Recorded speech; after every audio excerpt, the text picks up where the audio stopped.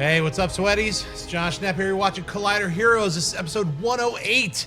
That's right, 108 episodes in, and it's still just that sweaty. We got a great show today. Let's get in. Let me introduce my guest right over in the corner right here. We got Meyer Burnett. Hello there, and how are you? Doing good, man. Ready to talk the talk and walk the walk with Chris Gore, ladies and gentlemen. His triumphant return. I'm here. That's right. Finally. He's back. And you know who else is back? Comicbook Girl 19 has joined us. So we are going to get favorite. lean, mean, and green and get right into it. Well, first off, I want to thank some of our fans. You know where I like to go when I'm in New York or Chicago or California? I like to go to Collider Heroes Street. That's right. Eric Mariano has made a little street for us. That's right. We're taking over, son. It's Collider Heroes Street. Graphics. That's right. It's called Graphics. That's right. It's a graphic novel coming out very soon. You're going to see the Colliders. We're making our debut. Let's get right into it. Let's talk about Guardians of the Galaxy. That's right. Volume 2 opened this weekend. And man, did it open. $145 million here in the States. It opened last weekend, killed it overseas. Let's do a little mini review. I mean, I think everybody here has seen it. Some people have seen it like 48 times, like Chris Gore. Some of us seen it once. But let's talk about it. Let's not get into spoilers. If we want to do spoilers, we could do a little. Let's just try to know spoilers. Yeah. Some people Okay. have not seen it yet. There's a lot of spoilers online. You can see all of our mini reviews all over the web. You can check it out. But let's just right off the bat, Gore, you've seen it the most out of everyone sitting here. What would you say to anyone who's on the fence about seeing Volume 2? Well, first of all, it does what I think The Empire Strikes Back did with Star Wars. This is all about character. And I think it's not about like, we have to do a thing and go to a planet and do this. There is some of that, but there's far less than the first film, right? So now that the characters are established, let's mix it up. And we're going to add some new characters. My new personal favorite, Mantis. Oh, yeah. I love her. Yeah. I love Mantis. And I'm pretty sure she's going to be in Volume 3, but I just think it upped the ante. I think it took a lot of risks. And also, just having seen it 3 times, it's one of those that gets better. I think the first viewing was a little jarring because it wasn't what I expected, and that's a good thing. So it just gets better with every viewing. The music is so well used. Baby Groot is definitely cute, but not overused. Right? Yeah. Like, there's a purpose. So just blown away by it, and I think the decision to go more character based, I think was huge. Robert? Well, I kind of echo your sentiments. I mean, I thought the movie was, again, different than I expected it to be. I was surprisingly emotional about this movie, about the end, because this film is really it's less about plot and it's more about family. And all of these characters they all come from fractured families, all of them. And they're all looking, I think, for some kind of a connection. And I didn't expect that to be the through line of the film. And it really is the through line of the movie. And there were moments that really, I mean, there's a moment when there's a lot of bagging on Rocket Raccoon in this movie. And there's one moment where somebody says something to Rocket that's particularly unkind, and Rocket, about his face. And Rocket, touches his face and kind of looks down. I'm like, oh, man. I mean, somebody insulted him and he felt really bad. And I felt really bad for Rocket. I'm like, he's good at what he does. He's not like Han Solo, who thinks the Millennium Falcon's hyperdrive is going to work, and then it doesn't. Rocket Raccoon might be overconfident, but he delivers. Whether he's playing some Vietnam War games out in the woods, taking on the Ravagers. So good. I mean, whatever he's doing, Rocket gets the job done. Yeah. And so when people are dissing on him, I was like, but then he's taking it personally. And all of these characters, I mean, look, people want the great big sci-fi plots, they want. But this is different than that. I thought this movie was really funny. People might get tired of the shtick. But really, at the end of the movie, I found it to be a surprisingly moving edition. And it was different than the first. And I like that. Yeah, I think you could say, Guardians of the Galaxy Volume 2 is all about family. But, it really, it works as in not like the fake Fate and the Furious one for me, which is just so cardboard. It was like the weirdest, just say family 1,000 times. This one actually has emotional depth to it. How about you, 19? What do you think? Well, I agree 100% with both Chris and Robert. I loved this movie a lot. And I think it's because there's a few reasons. It's multi-tiered, but it has joy in it. There's such joy in this movie. And that's I felt the joy that I got from reading comic books and watching the X-Men. I tasted that in this movie. So I really responded to that. And also, I love reformed baddies. And in this, we have Yondu and Nebula, who were bad guys in the last one. And then now we see them humanized. We see why they acted the way they did. They totally have like motivations for this. And they both redeem themselves in the end.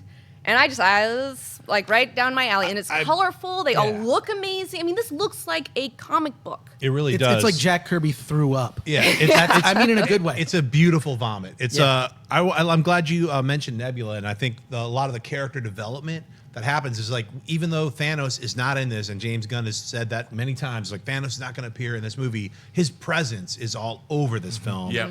And I really enjoyed this film. My biggest problem my walk away, where instead of giving it like a 9.5, why I gave it an 8.5, is I felt that it rode that line between humor and seriousness, and it took it in certain scenes a little too far for me. Like, without going into spoilers, I will mention a sequence with Star-Lord and Rocket Raccoon, controlling their spaceship, where I felt that even though it was funny, it was a lack of return for me, as they just pushed it too far, where I'd rather have had a little banter and then had a little more seriousness, as opposed to this back and forth, which made both the serious thing not as serious for me and then the funny part not as funny anymore. So I felt like that happened a few times for me in the film, but that's really like a minor complaint.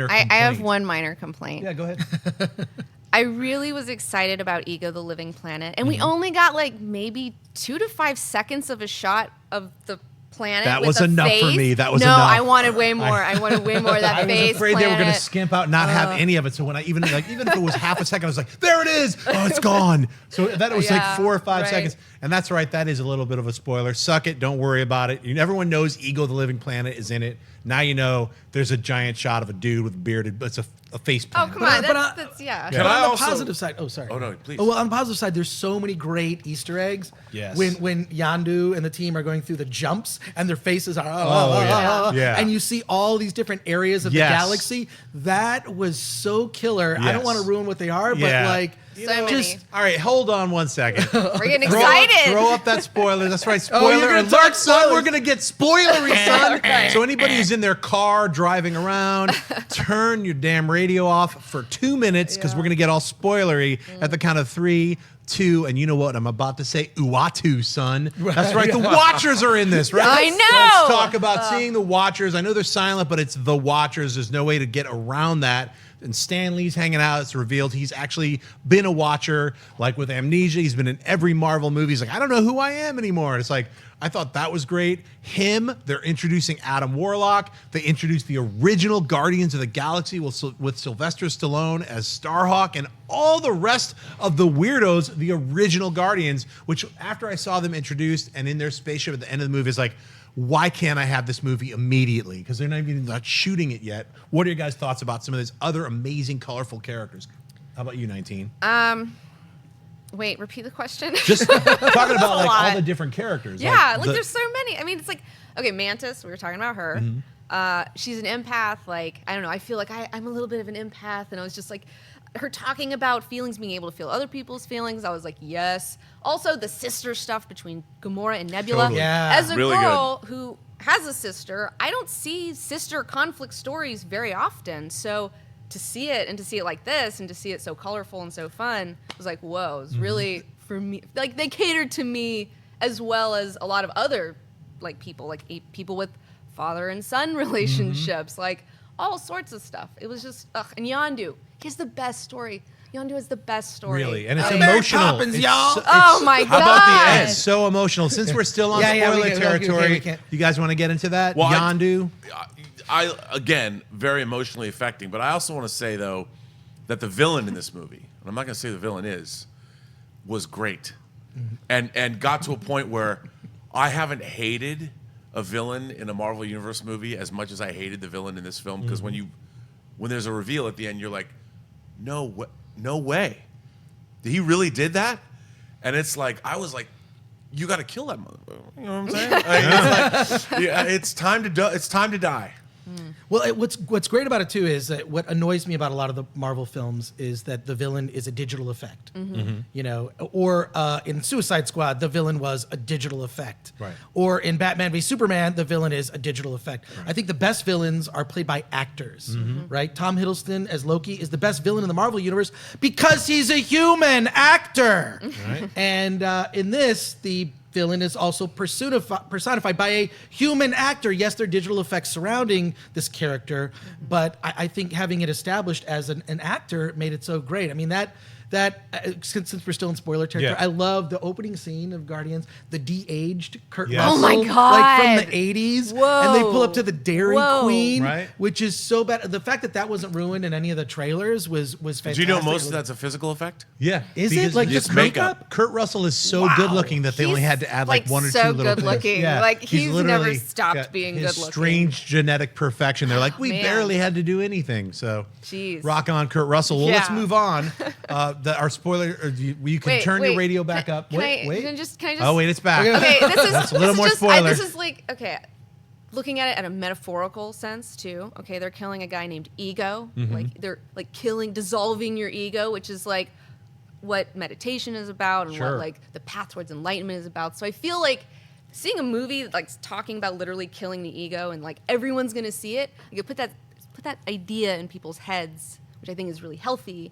And I really like that. It definitely has some of that metaphorical. And flavor. real quick, Yeah. I want to mention, you mentioned earlier the Nebula Gamora relationship.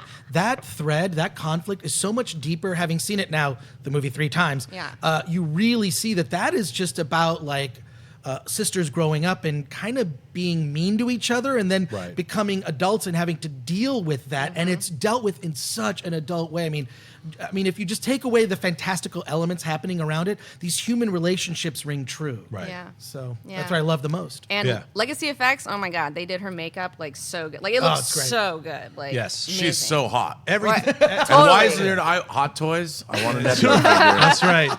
All right, spoilers are off. We're done talking about Guardians. We're moving on to topic 2. That's Marvel and DC crossovers, movies and episodic series. DC's recently announced that they've got their very own superhero channel coming out with a live-action Teen Titans being adapted as one of the first things they're going to have on their new channel.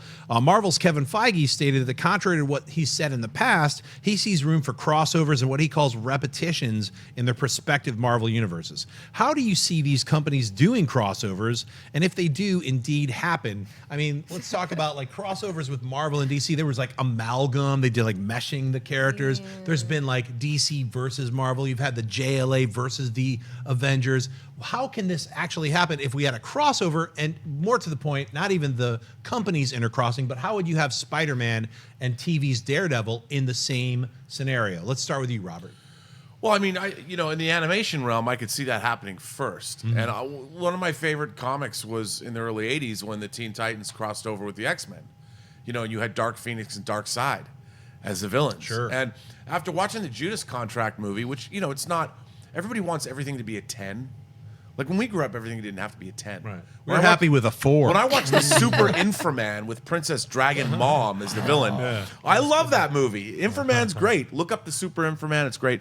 But why not do? I like the Judas Contract movie, the animated film. I say why not do an animated film where you cross over Teen Titans with X-Men, so people get used to that idea. Sure. So then we can get our live-action Avengers versus JLA movie that's going to cost $1 billion to make, but will make $2 billion Coming out in box office. 2049. Chris, how about you? What do you think about crossovers? I've never liked crossovers, even though I bought them. And whenever I've seen like when they'll do like those, remember those big Marvel treasure where like Superman fought like Muhammad Ali? They're Sure. just I don't like them.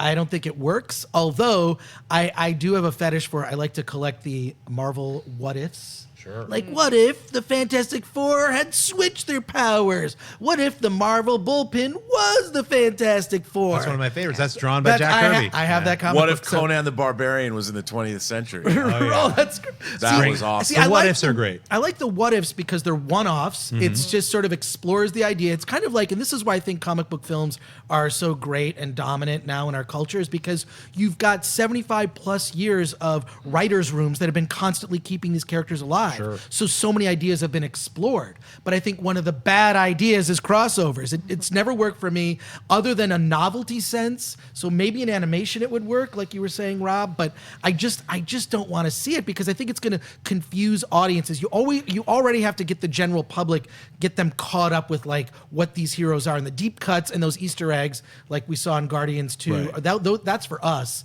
But to do crossovers, I think is going to confuse people. I'm not in favor of it. Let's get it a little cleaner because I'm not talking specifically about Marvel and DC crossing over. I'm talking about like television shows like Agents of S.H.I.E.L.D. being in the Avengers and back and forth. So in the same universe type crossovers, like Netflix's Daredevil showing up in Sony's Spider-Man movie, or vice versa. Or the Orange is the New Black characters in Defenders. I don't know. I think that's. I'm not in favor. So of that. what I'm talking about is the same universe, not DC and Marvel. So just so we're on the same page. Okay, gotcha. What are your thoughts? Well, the only way that it could work with a crossover in a movie, whatever type scenario, and I'm going to talk about the DC Marvel crossover because I think it could work, but only with very, very specific characters that people want to see together. Specifically, I think that a Deadpool Harley Quinn crossover would make $1 billion off of like teen girls, like, you know, and boys. Like, I think that would be a huge moneymaker. So it could work, but it'd have to be it's not going to happen all the time. It's not going to work all the time. Well, with a superhero beatdown, they actually had Deadpool and Domino and the Joker and Harley Quinn. You got to see those characters fight. You check that out if you've never seen it. That works. But I think that Vincent D'Onofrio definitely deserves to be in a Marvel movie. Like, I think as his Kingpin, he's totally like, I mean, he's Vincent D'Onofrio. He's such a talent. So, again, it's like, I think that some people can like maybe rise to the top. Like maybe it's like a minor league baseball team. You can have Wilson Fisk in a Spider-Man movie because that's where Wilson Fisk first appeared in Kingpin in a Spider-Man. Yeah, they fought. Like they've had beef. I think it would be great to see, and I specifically think that Netflix's Daredevil and Spider-Man. I haven't seen the new Spider-Man yet, but I think that those two worlds can definitely mesh together.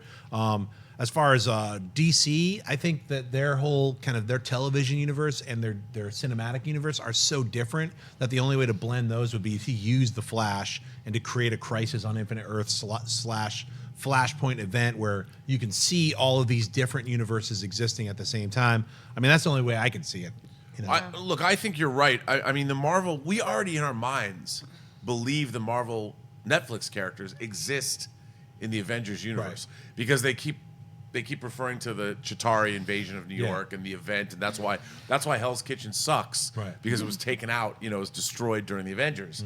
So why not? Why not have those characters there? It's just that, the way they set it up, I don't see Luke Cage gallivanting around the cosmos with the Avengers against Thanos. They're Hell's Kitchen's quadrant. Yeah, they live there. But if something is going to happen in their neighborhood, or the hand gets a little out of hand, what happens in the Defenders, which I can't wait to see. Well, all I want in the Defenders is for Iron Fist to not suck. So I mean, I'm sorry, it's like that's a lot. I never even watched it. Here's what I want in the Defenders. I want them to say, "Well, if we had Doctor Strange or the Hulk, that would be great," because they were. Yeah, that would be great. That'd be great because that's the first issue of the comic. Yeah. Right. All right, let's get out of the sweat zone and get back into the sweat zone. Spider-Man Homecoming gets a brand new trailer and a clip. With the Wall Crawlers film a few months out, we go into seeing an extended clip, this time highlighting Peter Parker, some of his high school friends. What do we think about this new cinematic version of Spider-Man, especially from this clip? Let's start with you, Robert. I loved it. I mean, I thought this clip's exactly what a Spider-Man movie should be. As much as I liked half of Sam Raimi's first Spider-Man and half of the second Spider-Man. I would have loved to have taken the origin in the first movie and then put it with the rest of Doc Ock and Spider-Man 2. It never felt, I didn't buy it. It took place in movie world, where this movie seems to take place in the real world, if that makes any sense at all. Sam Raimi's New York was too colorful. It was too backlot. It was too, I didn't believe it. But this Spider-Man, first of all, I had a hard time watching that Lego Death Star get destroyed. That was really hard. That was really tough to watch. We're going to finish a Death Star crash. Yeah. But I loved it. I mean, I really thought it was great. The tone is great. The way he creeps in and he's trying to be really, it's easy movie trick, Yeah. but it works every time. It was so great when he's trying to be all quiet so Aunt May doesn't hear him, Yeah. and there's somebody sitting on his bed. Kid's the whole just time. sitting there. It's the best. I thought that was great. I specifically loved when he's like, "Are you an Avenger?" And he's like, "Well, kind of." And the guy's all about to pass Yeah. out. I know. So, how about you, Chris?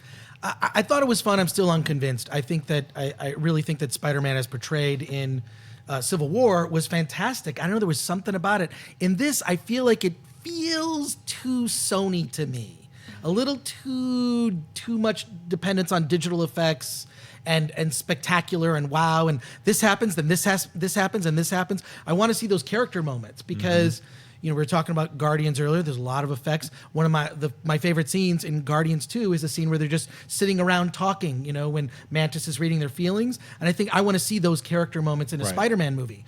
Those are the moments that end up being the best moments. You know, when you look at like whether it's Star Wars or some of these big Marvel movies, some of the best moments are, you know, Captain America kissing a girl and them in the back seat going like, you know, like those are great moments and no special effects required. So I feel like I don't know. I'm just not a Sony fan. I think there's a sameness to their big budget tentpole movies, and I hope that Spider-Man: Homecoming doesn't fall into that. You know, I hear. So I'm unconvinced. I hear your worries. I personally feel like that they are going to give you what you're talking about because having seen a few other clips, kind of the very much John Hughesy kind of like in high school, you're going to get a lot of those moments. You're going to get a lot of Peter Parker and his friends' character development. How about you, 19? Okay, what's the name of the actor who's playing Peter? Tom Holland. Tom Holland. Wow. He's perfect. He's so perfect as Peter Parker. He has like a cute little face, but it's goofy. He's not like a handsome, like Andrew Garfield was way too handsome. And then Tobey Maguire just wasn't wiry enough, you know? And I think that he's just like the Peter Parker that I've been looking for. So I'm really excited just like based on that superficial thing. Right. But Do you want to see this movie or date this movie? I mean, a little bit of both. I don't know. I did have a big crush on Spider-Man growing up, because the X-Men cartoon came out, but the Spider-Man cartoon came out at the exact same time. So I watched both of those back to back, and I was in love with all of the characters. So I have a lot of love in my heart for Peter Parker. I love his suit gets all blobby. Yeah. You know? Because, like, I don't know, I've cosplayed, and, like, getting into these suits is really difficult. So, like, that's just... I think about that, you know. It's like they've thought about these things, and like that gives me, you know, a lot of hope. Yeah, Tony Stark's like sweat lodged weirdos have been like, we've developed this suit that absorbs the air. You know, Spider-Man didn't have to make his own suit. Let's go into Wonder Woman. She didn't have to make her own suit either, but her final trailer is here. The final trailer is this the last look that we're going to get before the actual feature film? We get a closer look at who Diana is, what shapes her, and what makes her become Wonder Woman. What are your guys' thoughts on this very last? They keep saying it's the last trailer, and then another one drops. And I'm not complaining about it because every time one of these trailers drops, I get to see so much more of this film that I'm looking forward to every time I see a little bit more gore. I want there to be one good DC movie. I feel like DC is one solid film away from kicking their universe off because Batman v Superman, as much as I think we all agree Ben Affleck did great as Batman, they haven't gotten Superman right. And I don't Justice League, the trailer, to me, I don't know. I think the Flash's costume looks like he works at Six Flags. He doesn't actually. He works at a theme park. So, however, I'm optimistic for Wonder Woman. You know, I really, you know, love that character. I hope that it gets into sort of the fetishistic subtext of from the origins of Wonder Woman. That'd be great, but they're not going to do that. Well, if you know anything about like the real story of how Wonder Woman was created, I find that fascinating. I feel like that's worthy of a documentary. There's a great documentary that Ryan Reynolds actually narrates about the DC Comics universe, and they get into that. So I just wonder if they'll put that in the film, even if it's sort of just under the surface. I think it'll be an undertone, but you know, there's no way to escape that. The whole thing with the amulets and the bondage. Yes, I'm going to tie you up, and you're going to tell me the truth when I tie you up. With this special lasso of truth.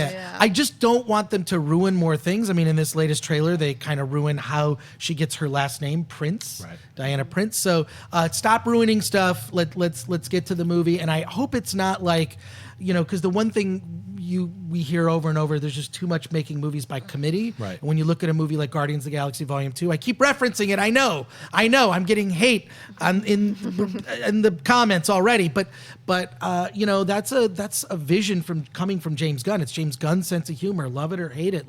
So I want to see them trust someone with a singular vision that works for this universe. And I think we all agree Zack Snyder's vision for Superman didn't work, and Superman's kind of the anchor for DC. So I'm hoping Justice League is kind of a reboot, and Wonder Woman is writing the path. Well, we definitely want to see something a little more solid land from DC, the cinematic universe. And we've seen the trailers for Justice League. I like to call it Aquaman and his friends. Aquaman and his friends. I never thought that in a million years that we'd all be like, I can't wait to see Aquaman. It's never. How about never? And now I'm all into Aquaman. That's crazy. So, Robert, what are your thoughts? Well, look, I'm very excited to see this movie. Although the more I see of it, the more it kind of worries me. I have to say, in that it's the tone that worries me, and it seems to me that the tone of the film is a little too jokey. If that makes I don't know. Look, I love Gladiator, and Gladiator's a throwback to sword and sandal movies of the '50s. I get it, but Gladiator takes itself very seriously, and it establishes a tone, and it never lets go. And the scenes on Themyscira and the scenes in London, they seem a little too jokey to me. I don't know, just in the trailers, and this new trailer seemed a little more jokey. And there was, first of all, they didn't use the theme, which is, I love the Wonder Woman theme. Every time I hear that. Well, it's not going to be highlighted. No, I know, they're but letting there's people something- get used to that. You're not going to hear that. It's so good, though. It's so good. It's such a right. weird sort of Tina Baroque. Guo is going to play that every time she's performing She's somewhere so on her cello. awesome. She's going to be like, But that's what I wanted to hear. I wanted to hear, I hope that this isn't a Ray Harryhausen film from the 50s. Even though I love Ray Harryhausen films from the 50s. Right. Jason the Argonauts, the Sure. first Sinbad movie. I love all that. Why are you bringing up a Ray Harryhausen movie from the 50s? Well, because of the gods, the I gods and the whole see. the Amazons, yes. and how they treated. Look at Clash of the Titans. It's not that I'm not saying that was not top form Harryhausen, Right. but I loved Laurence Olivier's Sure. Zeus. And when you're on Mount Olympus, it's like you had that feeling of Mount Olympus, and we're dealing with the same kinds of things here. And it just seems like, I have all the hope in the world for this movie because I can't wait to see it, and I want it to be great. But all three of those trailers felt the same to me. Right. Do you think that we might actually look better on Batman v Superman after this? Because it kind of, it might explain why she kind of disappears for this time. and Absolutely reemerges? not. No? No, I'm just saying it's like Batman v Superman is its own thing. They've got their little special edition. We've all talked about it. It makes it a little bit better. It's not as hard a pill to swallow, but I'm looking at everything from now on. Look, Wonder Woman is ground zero for me. Justice League is the second movie because I thought Man of Steel did a good job of introducing the new version of Superman. It was like he was like the greatest American hero. He literally just got his outfit and he flew around for like one day, and then Zod and all his goofy friends showed up and were like, so he wasn't Superman yet. So you're being an apologist. No, I'm No, not I actually. love that movie. Hey, look at it like I this. like the music. I'm I not like the music. apologizing for the last 75 years of stories about Superman and the death of Superman, all these other comic books. I'm not going to apologize for the different takes that Superman has gone through, i.e. Smallville, where you never even saw him as Superman until the very last Superman episode. to me has never been about the powers. It's about his virtuousness. It's about that he is greater than humans, not just because of his super strength and powers. It's because his acts of self-sacrifice. And maybe he has to get there. Maybe he just doesn't have that. He's not there in Man of Steel. He's kind of a selfish emo prick. You have to look at it from a different Is that storytelling perspective. That's maybe? the way I look at it. You already saw that with Superman the movie. If you want to see that again, you can watch Superman the movie. I want to see something I'm gonna watch different. Superman the movie. I'm just saying, I'll watch it with you. I love that movie. Okay. How about you? Anything to add? I feel like this. It feels like to me that the studio doesn't feel confident in this movie, especially from the trailers, where it does seem kind of like the same stuff that we've already seen, but then they're just adding more, and they're like, "Hey, she's really cool, guys! Like, here's some more." Like, they're just, I don't know. I don't feel like they're very confident in the movie, which doesn't make me feel very confident in the movie. And also, I don't know. I think that She's also kind of like Thor, like where the Amazons and like Asgard, they're just not easily translatable. Right. Like, and they haven't developed their language, their visual language yet. Like in Guardians of the Galaxy 2, the visual language has been established and perfected. Right. This is like they're still kind of hashing things out. So, I mean, I would love to see a great Wonder Woman movie. Do I think this is going to be it? I got to add that we had a good discussion last week. I'll just bring it in a little bit for that. If you have Twitter questions, let me just say, start throwing them at me now. We're going to get to live Twitter questions because the show is live. Start sending them into hashtag Collider Heroes. But like you were mentioning, like it's difficult to translate the Norse mythology of Thor and this whole planet of like gods, and then the way they Marvel was able to say, like, what's your magic is our science. I think what the DC universe and their Greek god mythology is going to take a big chunk out of the new gods. They've already introduced parademons. You already know Darkseid's going to be in there. You already got mother boxes are the main storyline of the Justice League film, and one of those mother boxes is going to be in Atlantis. Another one is going to be in Themyscira. So they are basically saying, yes, Wonder Woman was born of a god, Zeus, but what we would maybe imagine that as a god could perhaps be the High Father from New Genesis. So, I mean, I think the way that they're going to build everything in is because Superman is also an alien and basically a Christ-like god. I mean, they're going to take all the pantheon of gods and kind of bring them together and make it make sense so that it's not like a religious type of god thing. It's more of like an alien type god thing. So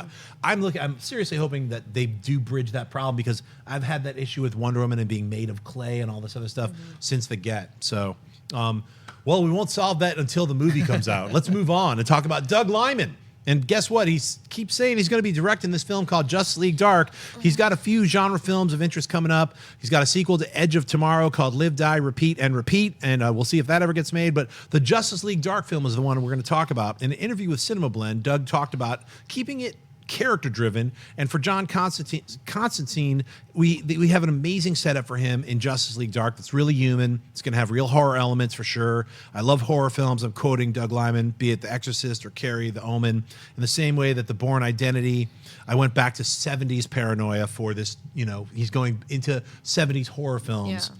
With Justice League Dark. Now, obviously, Guillermo del Toro was attached, and then that kind of fell apart, and we heard Doug Liman was taking over.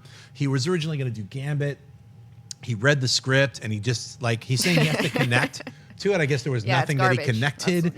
So there was zero connectivity points for Gambit, but I guess he was connecting further with Justice League Dark. What are your thoughts about having Doug Liman on directing Justice League Dark? Well, first of all, I love Doug Liman. I just think as an indie director, having began his career with Swingers and then seeing what he did with Live, Die, Repeat with Tom Cruise, love that. I love when an indie director comes in and does genre. I think that works. Justice League Dark, I just don't know. It feels too much like Suicide Squad to me, which kind of already had like horror elements. Right. And I don't know. Do we want? Let's just get one group DC movie that works first, and maybe Doug Liman will be the one that's able to solve it. I do like the idea that it's sort of rooted in 70s horror. Right. So I'm optimistic, and Doug Liman, I do have faith in he delivers, whether indie or big budget, he's able to balance both. Well, it's a tough racket to try to solve. I mean, we're like chucking together all these characters that I like standalone reading, like the Demon or Swamp Thing or Constantine. I don't want to be in a weird buggy Jeep, like a van. Like, what are we going to solve? A mystery van. It's like, that's not the characters to me. A good Doug Liman movie to check out too earlier in his career is Go. Sure, which Go is a good fun. ensemble film. So you see the roots of where he came from. He's perfectly Definitely. capable of doing this. Yeah, I mean, Swingers and Go are great. Yeah. That's a great double feature. Robert? Well, look, I like the idea of Justice League Dark. I like the animated film they just recently put out. And I think that Edge of Tomorrow, which I still call All You Need Is Kill, because I have the Japanese Blu-ray right. Steelbook, Nice. and that's what they called it in Japan because it was based on that graphic novel, is one of the best science fiction films that's come out in a long time that was completely mismarketed because it's all about gamer culture. Right. How they missed that I will not understand. Like, Right. I just don't get it. And I think that film, again, another ensemble movie. Really, you have Emily Blunt and Tom Cruise, but you had Bill Paxton was in that movie, and there was a great bunch of people. And I think the idea that he wants to look, Doug Liman's on auteur.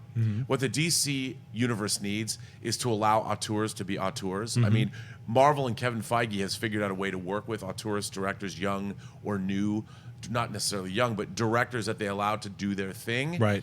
While working in tandem with the studio. And that's why their movies succeed. Whereas I think that all of the DC Comics films, including Batman v Superman, including Suicide Squad, just smack of studio executives scrambling with their notes and sitting around, well, what if you did this? What if you did that? Let's give it to a trailer company. Right. I mean, I can't even I can't even watch Sometimes it's hard to believe that happened. Suicide Squad. You know? Not when you watch the movie. I can't. They No, can't I even- know. It is the worst cut, big budget film I have ever seen. Ever. I think hopefully someday David Ayers will be allowed to get back in the editing room and give us the R-rated Suicide Squad that we were promised the year before. Well, it's just How about you, incoherent. 19? Well, when the New 52 started, I was in on that, and I read a lot of the titles. And Justice League Dark was one of the titles that I did read. So I read quite a bit of it. I did drop off of it because it went nowhere, and it like was such. But I thought it was such a brilliant idea. Like I really, as a fan of the arcane arts, you know, and into that occult weird shit. I love all these characters. Deadman, it's like, oh my god. If I saw Deadman on the big screen, like I'd be like, "What? Like we really are living in an alternate universe. Yeah. Like that's really crazy." I love that weird guy, and I don't love a ton of DC characters, but I've always really enjoyed their roster of weirdo characters. Totally. They have like some of the best weirdos. Yeah.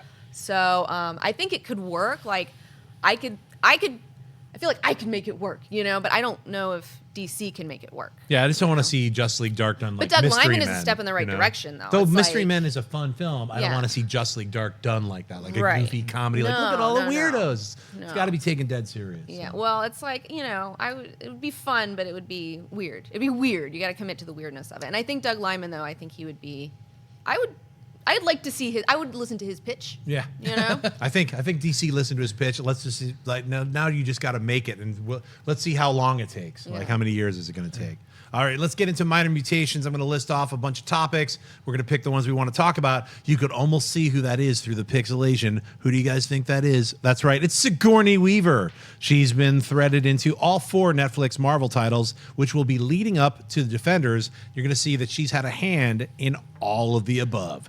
Number 2, we've got Preacher A hand? season. I see Oh, what you you did saw what I there. did. Preacher season 2 gets Tulip, Cassidy, and Jesse posters.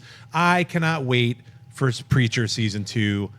I cannot wait. That's all I could say. Guardians of the Galaxy Volume 2 kills it at 145 million box office. We talked about that a little bit. Guy Ritchie wants to direct a Suicide Squad movie. He said if he wasn't so busy, he would do Suicide Squad 2, but that leaves it open for Suicide Squad 3. But number 2 has to hit it out of the park in order for Guy Ritchie to get to make number 3. Let's just get Guy Ritchie to do number 2. How about that? Number 5, we got Captain Marvel gets its directors, Anna Boden and Ryan Fleck. Number 6, we've got Inhumans teaser is dropped, giving Maximus a voice. Plus, check out those costumes. We're going to talk about that in a few seconds. And finally, number 7, that's right, Hellboy reboot with Neil Marshall directing and David Harbour as Hellboy, What? as announced by Mike Mignola this morning. What? Mike Mignola writing, it's a complete reboot of Hellboy. What? Let's get sweaty. What do you guys want to talk about? Can't wait for Hellboy. I think excited. that's a great choice. David Harbour, Yep. off Stranger Things, Yeah. as Hellboy, I think is fantastic choice. The those Inhumans costumes, Oh my god, no, dude. they're again. It looks like Six Flags designed them. Right. It's not. They're and especially when you as compared to the comic book. Like, come Okay, on. look. As the resident, Try to argue against me. the resident lady with crazy hair. Yes.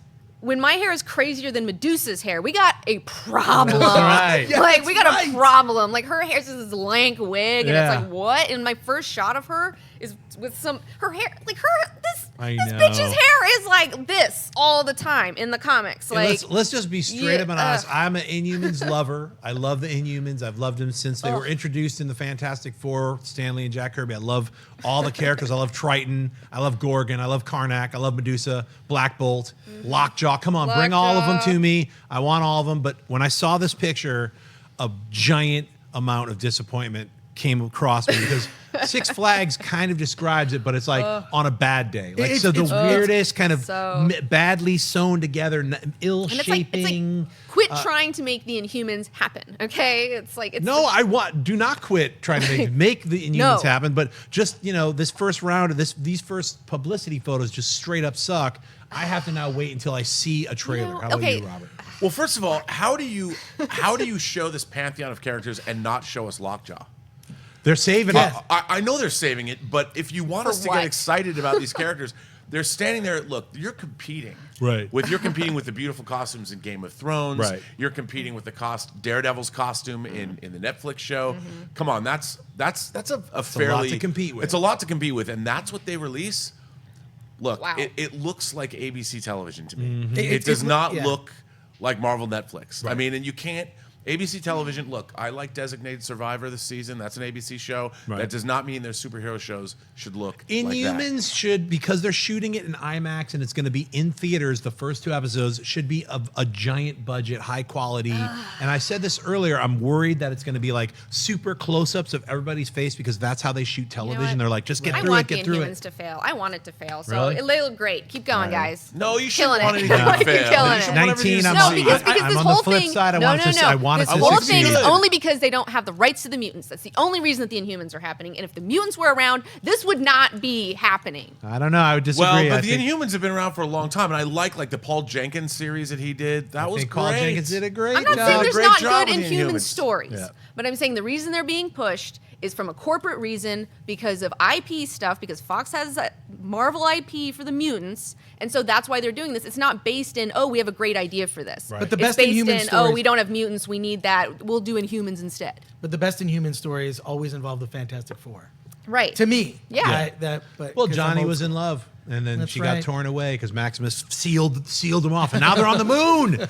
But so anyway, the Hellboy thing is the one that pops off to me. I'm very happy to hear that there is a new Hellboy. It's That's going to be a lot really darker. exciting. It's going to be a lot more like when you think about Neil Marshall, the director of The Descent, some of the better episodes of Game of Thrones. He's a great director. He did one of my favorite mashup films. It's called Doomsday, and it's basically a combination of zombie, Escape from New York, and Excalibur. What? Mind blown. Check that movie out. It's insane. And the Descent. Road Warrior. The Descent is one of the Descent is great. The Descent is So one good. of the great horror films the greatest of all horror time. films of all time. And It's even in my his top first 100. film, Dog Soldiers. Dog Soldiers is fun. love Dog Soldiers. Yeah. Own it. He's a really good director, And he's to a true sweaty. Yeah, he's a comic book sweaty. To have him on Hellboy, have Mike Mignola writing So the good. script. This is going to be more like Mike Mignola's comic book version of Hellboy than Guillermo del Which Toro's is way version. cooler. So I'm just saying it's different. It's going to be like I love Guillermo's, especially Hellboy 2. I really loved it. I love the Abe creativity. Sapien. Yeah, I mean, so so good. we're going to see a different version of all these characters.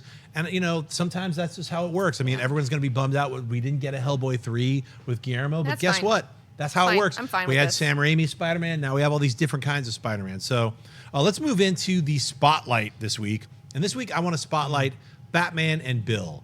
That's right. It's a documentary that came online. It's exclusively on Hulu, and it one that has ramifications that have been felt across not only the comic book industry but for all creatives involved in the arts. Let me just say this: Bob Kane was a dick. All right, so he took solo Yeah. credit for Batman for his entire life, and he started to feel guilty about it in the last few years of his life, kind of saying on tape, like, well, basically me and Bill came up with it, and I would almost say that Bill is 50 to 75% of the reason behind Batman's origin. The guilt kind of ate away at him, not enough to take any of the actual credit away. It's always said created by Bob Kane. Now, if you're in the industry and you're an artist and you're a creative, this happens across the board within anything that you're doing. If you're a writer, if you're a director, if you're a creative, you're a character designer, you're a concept artist, if you're a comic book artist, if you're a comic book writer, your stuff is owned. It's a work for hire. Things are given and taken away from you because the companies are printing it. There's an unsaid exchange when they're like, look, we're going to give you this money for you to be able to do this creative thing. A lot of newer companies give you a lot of rights and give you percentage and ownership of the ideas that you yourself created so you can share them in exploitation of that property in a more of a fair way. But this is back in the day. This is in the 30s when they came up with Batman, and Bob Kane, straight up was like, "No, I came up with it," and he's had his team. Jerry Robinson's another person who never really got the due credit that he was owed for, like coming up with the way the Joker looked or drawing all these different characters. So, you can go on and on. If you watch this documentary, I mean, the guy who literally, put his all into making sure that Bill Finger would get credited. He went and found Bill Finger's granddaughter. So the documentary itself is pretty uneven and kind of goes off left field for about 30 minutes, talking about all this stuff that has nothing to do with Batman or Bill Finger. It's more about Bill Finger's family. So you have to kind of ride through, like I'd say, the middle part, which is really unfocused, and a lot of people are going to turn it off. Yeah. But basically what it's about is like, look, it's one guy's struggle to try to get credit where credit is due. Mm-hmm. So I got to thank that guy who made Batman and Bill. I think it's a worthy thing. And now, when you mentioned Batman v Superman, that's the first time Batman created by Bob Kane with Bill Finger has ever been seen, and that's going to be in every single iteration of anything that's made with the character Batman. If it's a comic book, if it's a TV show, if it's an animated series or a movie, Bill Finger is now going to get credit because he basically came up with Batman. So I just wanted to bring that out to a lot of people who don't know that. I think that's really important. Yeah. And for people to kind of understand the who's behind the what's. I mean, so many people love Spider-Man. Nowadays, they could say Stan Lee and Steve Ditko. So many people love the Hulk. They could say Stan Lee and Jack Kirby. There's creators to every single character that you love, and most of them aren't Stan Lee or Jack Kirby or Steve Ditko. They're newer creators. They're creators from the 70s and 80s and 90s and even now. So get with it. Learn who these people are. I know 19 had just done a series that you could check out on Go 90, highlighting and spotlighting not only the creators of comic books, but also movies, books, all kinds of things. I think it's really important to know who the human beings are behind the things that you love. That's my rant, but I want to talk about Batman and Bill. How many people got a chance to see it? What are your thoughts? I don't have Hulu, but I watched the trailer. Right. And I don't like to pay for content where I get commercials, which is why I don't have Hulu. Hulu. You got to fix that. No, you can, Chris. You can now buy Hulu and not have commercials. I have Hulu without really? commercials. I didn't know that either. Yeah, Yeah, you can that's why finally I don't do use that. Yeah, I watched the entire thing with no. But I'm well commercials. familiar with this situation. I saw the trailer Right. for the movie, and I think that what's interesting is creative rights weren't particularly sophisticated back then. Right. I mean, those guys were just like, it's a freelance job. I'm just doing whatever, Yeah. just creating stuff. And I think it's fascinating too when you see like the old, like what Batman was, like the different iterations before it was the Batman we're familiar with. Mm-hmm. There were just sort of like, what do you guys like a red? It's like there's No. terrible. You haven't seen the doc. It's only one iteration, and that's what Bob Kane drew, which was a horrible red-suited guy with Right, like that's what I'm saying, That's like, Bob Kane, and then that, Bill yeah. Finger basically add a cowl, make it black, make it Batman. He Right. basically came up with the words Gotham City, came up with the name Bruce Wayne. He came up with the idea of the origin of him watching his parents get killed. That's all Bill Finger. So sorry if I have a little ugliness towards Bob Kane, because as a kid I grew up loving and idolizing Bob Kane because Batman was one of my favorite characters, especially from the DC world. So to see in the real world the ugliness where Bill Finger was literally died destitute, alone, and broke, didn't even have a proper burial, or it's heartbreaking when you actually see this documentary. Robert? Well, I did watch a documentary, and I agree with you. It meanders a little bit with his family, but I think the idea of creator rights is very, very important. I mean, I used to work in the makeup effects industry, special effects makeup in the early 90s, and man, there were some bitter dudes in that industry because, you'd have Stan Winston studio, right? And Stan Winston would get hired to do all these Stan Winston creations, but Stan Winston had a team of dudes. Like, it wasn't just Stan Winston making the Predator or Stan Winston doing the Aliens or whatever. It was a whole team, and those guys were always like, well, but there's always got to be a figurehead. I mean, not always, but in the cases when there is a figurehead, that figurehead, rightly or wrongly, is the figurehead. What you got to do is work with a figurehead who understands that you as a creator are an invaluable contributor to whatever product it is that you're making, whether it's a makeup effects creation or whether it's an artist. And I think that this documentary and some of your stuff, which I've actually watched, goes a long way. And I think that this is something that's long overdue, because Batman is a very iterative character and has changed throughout the years. Right. I mean, I like Jim Apato's Batman and the Outsiders, but I don't think people would go to the outsiders for the definitive Well, version you know, of it's Batman. a sticky situation, especially when you have like giant corporations, you know, Disney, which owns Marvel. There's all these like, so, you know, if you watch the end of Guardians of the Galaxy, there's like a credits list, and you know, you have to go through all these credits, but they credit every single writer and artist who was ever involved in any of the creations of any of the characters that you see on screen. And there's special ones like Yeah. for Howard They've the been doing Duck that and since the other- beginning, too. Yeah, I mean, so I think that's a really cool way to do it. And everyone gets a little bit of money. Everybody gets a little bit of that kind of flavor. But when it comes to the big ones like Superman and Batman, it's like those are things that, like, you know, literally they had to fight for because of that arbitration and all that kind of like legal problems of like, well, if we add this name, then this just creates this rippling effect. But I'm very happy to see that it did finally happen. And, you know, you got to say hats off to DC for making that work. Any thoughts on it, 19? I have not seen the documentary, but I will watch the documentary because I am really fascinated by comic book history. There's a lot of weird stuff going on, and there's a lot of really dirty, underhanded stuff that Yeah. went on, and it still goes on to this day. Yep. And I mean, I was just talking with my director, Tyson Wheeler, and he was like all fired up. We read this article by Sean Gordon Murphy. He had done a podcast, and he talked a lot about, you know, looked under the hood of the business model Sure. and like how artists get taken advantage of and how it still happens today. Yep. And I found it like really fascinating, and it kind of made me want to like do an expose on, you know, how artists are still being mistreated to this day. Mm-hmm. You know? Well, if you're an artist out there, you know, get your T's and Q's and everything dotted. You know, make sure you read all the contracts that you're Yeah. going to sign and be your own boss. You know, that's a To big learn key the to business it. aspect of it. It's That's not right. what you deserve; it's what you negotiate. Well, here we go. We're going to rock into the Twitter questions. We're going to rock through these so we can get to the live ones. Here we go with I Shot Greedo asks, if you want to start watching Batman animated movies, which ones are the best? Love the show. I'm going to just straight up say Mask of the Phantom. Phantasm, sorry. Mask of the Phantasm. Anybody else? I mean, the Lego Batman movie was Lego Batman movies are pretty really amazed, too. fun. Under the Red Hood. Another Oh, one? that's a good one. I That's a like good that. one. I just say start with the original Batman animated series because I love that it introduces characters slowly and tells the story of Batman. It's also Kevin Conroy is amazing. yeah. I mean, he is He's Batman. Yeah. Batman. And I like Batman Beyond too. Batman Beyond is I fun. thought it was good.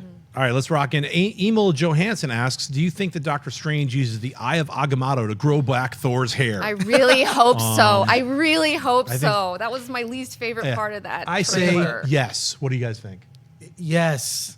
Yeah. Please. Because that's a funny idea. Yeah. I hope that happens. Maybe. Look, I mean, he's on Battle World. He's going to fight. He's He's gonna have been- short hair, but then later, been groomed. like, you know, Yeah, when like, he's you can filling up fix his it, beer, though. he's filling up his beer, then he's making his Maybe. hair. Yeah. long. That could be funny. I think it could work. I think his hair can grow. All right. Jordan D. Mertens asks, what would an Injustice Gods Among Us movie be considered, a comic book or a video game film? Well, if it has actual human actors in it, it would be a comic book movie. And if it was like a CG animated Freak Fest, then it would be a version, would be released as an animated film. That's my guess. Well, What do would you it be a guys think? video game? I think he's saying, would it be a video game adaptation? Oh, I see. Yeah, it would be. I would think it would be a video game. Isn't it adaptation. kind of a morph of the two? Well, Like Jeff really is. Goldblum's The Fly. Injustice Gods Among Us came first as a video game. Yeah. So yeah. Yeah. Well, I just wish they would do like that cutscene from the first one was just like, why don't you guys do that? Like, Tim why? Miller like, directed. Like, I would Yeah, watch yeah. that so hard, and you could do all these costumes, and it would take away all these problems with doing it live action that they seem to be struggling with. And I just wish they'd make a movie that looked like that cutscene from Injustice 1. It was really cool. Yeah. all right, here are some questions. Oh, cool. Here's Elijah M. Turner. If you were in charge of the DCEU and Warner Brothers and you wanted to reboot, how would you do it? Fire Zack Snyder. All right, Robert. I would hire creative personnel, both writers and directors, that are passionate about the material that can work well together to create the kind of movies we've all been watching for the last 100 years, as opposed to corporate products where decisions are made in the boardrooms and offices with people that have never actually made a film. What that guy said. All right. That's good. Or read a comic book. Yo, even better. Here's one from Subatomic Freak. He asks, what's a single comic book issue that you love and recommend? I'm going to say Fantastic Four, issue 24. How about you? Oh, gosh. Give me a minute to think Okay. about that one. I think we've talked about this on this show once before. Strike Force Moratorium. Oh, yeah, there we go. No one. It's one of those obscure Marvel comics that's about it's sort of the second team of superheroes that's genetically created by scientists on Earth, because Earth has been invaded by this alien race that is decimating the planet. What happens is the sort of catch is they don't know what superpowers they're going to get. They get these superpowers, but they only live for 1 year. So they're effectively sacrificing themselves for the battle to save Earth. It's a brilliant comic. I think it would make a great movie. Or It a kinda- series. Or a series. It goes off the rails, but this is a series from the 80s. You can probably find it cheap in a comic book shop. Strike Force Muraturi, obscure comic, issue 1. It's a great hook for a movie. It's like Alien Legion. Both of those movies, both those comic book series came out around the same time. Yeah. I definitely agree. How about you, Robert? He said actual comic book, single Yeah. issue. Well, if you haven't read Avengers Annual 10, where the introduction, Miss Marvel's in it and Rogue is in it. Sure. It's the introduction of Rogue. It's right? It's the introduction of Rogue. Oh, yeah. Avengers Annual 10. Yep. I love it. Michael Michael Golden drew it. Michael Golden, It's baby. one of the great comics. I love that comic. It's great. And also Moon Knight 25 with Bill Sienkiewicz and Doug Mensch. I was going to say love that. Superman Annual 18 for the man who has everything. The Right. Alan Moore, Dave Gibbons. that's That's a great great. one. And, I love and you know, that. if you guys haven't read this comic, look up an early 80s comic by Howard Chaykin, American Flag. Yeah, but there's no single issue. There's you no have single, to, but you have the to first, read them all. Read the first 12 issues or get the Dynamite. It's not Dynamite. They published Dynamic Forces Yes, published a hardcover. it's a hardcover. You can get it for like $100. The It's best $100 that you could possibly. It's incredible. spend. You'll wonder why Right. hasn't this been made into a movie? It kind of was with RoboCop, but not really. I don't really think of things in terms of single issues. Right. Like, I just love so many things. Sure. But the thing that, like, rose to the top when I was, like, if I had to pick one, just what popped out of my subconscious was the issue of All-Star Superman with Grant Morrison and Frank Quitely. Right. Where it was Barrel and Lilo, and they come, like, the new Kryptonians come down, Sure. and they were just space travelers, and so they weren't there when the Cataclysm happened. And, like, I don't know, I just loved that whole story so much. series, All Star Superman, is so Well, fantastic. even just the last Yeah. issue. It's amazing. Like him It's in like, the sun. if you don't know what It's she's like, talking about, it's All Star Superman, Grant Morrison, Frank Quitely. It's 12 issues. It's one of the best Superman comic books written in the last decade. Let's move on to the next one. Wyatt Bender asks, which villain would you like to see in the Spider-Man Homecoming sequel? My pick is Kraven. Well, we all want to see Kraven's Last Hunt. I want to see Mysterio. Sorry, I just want to see that giant man, fishbowl. I'm with you. Like, Want to see that? I do too. Special effects dude who's all Yes. bitter and weird. He's making cool stuff. Let's see that. Yeah. I want to see the Green Goblin done right. I didn't like the way that Sam Raimi Right. did Green Goblin in the first Power Ranger style. Yeah, Yeah. I did not like that. Like, let's see the Green Goblin done well. Robert? Well, I mean, I've said Craven so many times on this show. I'll say it again. I mean, I like the idea that somebody wants to hunt. That was the great thing I loved about Watchmen, is that somebody was hunting masks. I love the idea that somebody decides to just, I'm going to kill some superheroes. Right. What's Just weird, because. what's weird, you've actually cosplayed as Kraven. And I don't think anyone ever took a picture. You've got anyone out there that has an artist can just make Rob as Craven. Let's see Rob in like that old school Craven outfit. I want to see it. Well, I'm Come Fortnite on. now. I'm pushing my Photoshop that. I'm Fortnite. Well, that's Yeah, my Yeah, collider. you're Fortnite. Death Yeah. Wish. Yeah, You yeah. got Death Wish Yeah. here. Oh, that's Someone great. come up with a Collider Heroes I- character you know- for Chris Gore. That's what we need. Yeah. I come want to on, I see. need I one. kind of want to see Chris Morbius. Gore is the snapper car. Morbius of would be colliders. great. Morbius. Yeah, like, the he's vampire, untapped. That's the what living Justice does. vampire. Yeah. Okay, All right. cool. I'll take it. Next question. We got Danny Hernandez asks, why hasn't there been a new X-Men cartoon since Wolverine and the X-Men? This generation of kids are missing out on the property. Let's go to the X-Men sweaty animated fan right here. 19, what are your thoughts? Because Fox has no idea what they're doing, and they have potentially $1 billion, like multi-billion-dollar franchise on their hands, and they just can't do it. You know, they just can't. I don't know what the problem is over there, but it's Fox. Okay. They can't make a good Fantastic Four movie to Well, save their we lives. want No. them to give the Fantastic Four up, and hopefully that's happening with seeing some other things happening. Michael Martinez asks, who would you like to see play Adam Warlock? Oh. I corrected. He said Adam Warwick, but I know who he's Yeah, talking yeah, about. yeah. So, you know, so a couple of people online said Jonathan Krasinski. A couple of people said No. Stellan What? Skarsgård. Okay. No, I'm just saying. It's just, Okay. you know, the people are going to be saying Brad Pitt next. Who do you guys think? They should do someone like Kurt Russell was a really brilliant piece of casting. Right. Someone like that, like an old school actor we haven't seen in a while, who's amazing. I don't know. But he's got to be like young and perfect. Look, I don't know. That's a tough one. I don't. But And all that gold, they're going to be painted gold like the Sovereign. Right, Like, he's totally. not going to look like normal. He's going to No. be gold. So you got to think of who's going to look good in that gold makeup. Totally. with a gold wig. I don't. That's a good question. I don't know. Do you go a little older, or do you go? I guess I you'd mean, have to be younger because he's popped coming out out of his cocoon, chamber. though. It's like he'd be I mean, young, I would say hot probably guy. go with 30-year-old. I mean, Tom Hardy's too old, but I would say Right. Tom Hardy would be great. But everybody's going to say Michael Fassbender, Tom Hardy, Benedict I Cumberbatch. mean, if is just an Fassbender was endless- like bigger, I'd be like, yeah, but Yeah. I don't think no.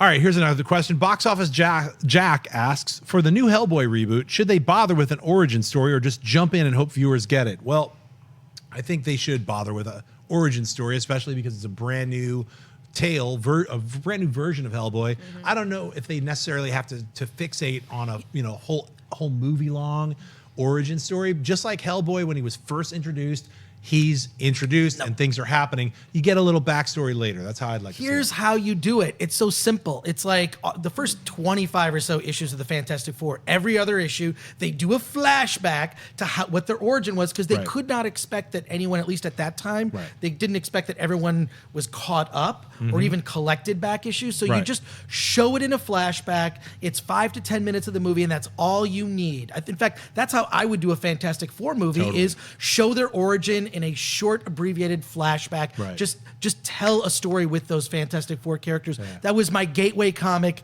It's my dream in life to see one good Fantastic Four movie. We will see it. Because to date, the Roger Corman bootleg is the best one, sadly. Yeah, and that one sucks. It's real Yeah, bad. true, It's true. It's I pretty agree with horrible. you. All right, let's move on. Unless, Robert, you got one? No. All right. No, I mean, look. Do you have to reboot? I don't think so. I think we already know there's two really good Hellboy movies. We understand who Hellboy is. Yeah. Just get to it. Give me Yeah. an adventure. I You wanna don't see have to some- tell Okay. James Bond. I Look, I know. look at the James Bond franchise. You didn't have to go back and tell everybody who James Bond was. But they One always thing I have wanna- one sentence. They do should tweak one the sentence. tone, though. It's like the tone is like Yes. they had comic book shame back then when they made that movie, like a lot more so Mm-hmm. than now. So like, oh, Hellboy had to live in the BPRD building Right. and he couldn't go out, but he's not like that in No. the comic. Like he goes out, like Right. it's fine, like it's not a big deal. Love so, that. That's what I'm saying. This is a you chance know. to be just like the comic Yeah. or get closer to it. Let's get to the next question. Leanne asks, "What do you think? When do you think we're going to see the Black Panther trailer? How about in the next couple months? In front of Yeah. Spider-Man: Homecoming. that would be great. Comic-Con? That would be fantastic. Well, it's going to be one of these, and it's going or to happen. D23, whatever. Comic-Con, Spider-Man. We're going to see it in July. I think that's probably Yeah, no, definitely the easy Comic-Con. answer. Here's the last question for it.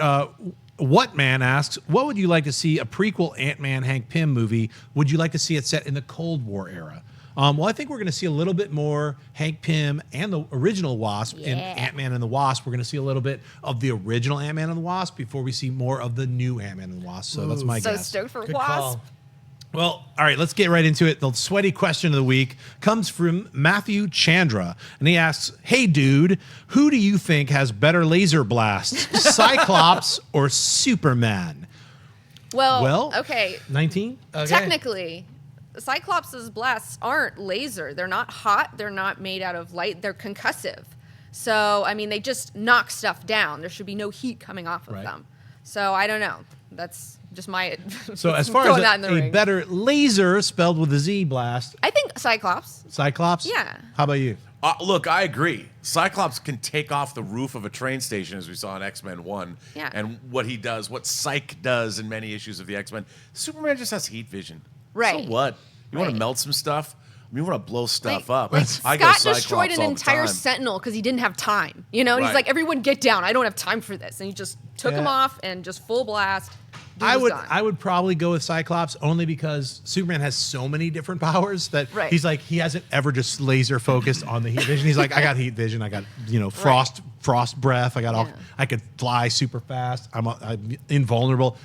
Cyclops is like, I've got laser vision. Although, as in the flyby version of Superman that didn't get made, McGee's version, when Superman was taking on Tyzor. Yes. One of my favorite things that they storyboarded was Tyzor and Superman were coming at each other, both using their heat vision. Oh, yeah. And they were melting the skyscrapers around them. It's a Oh, wow. fantastic Half the sequence. city Cool. was melting. Yeah. And it was just Cool. like, I'm into it. Yeah, Yeah. it's a fantastic sequence. I always wanted to see that come to life. Yep.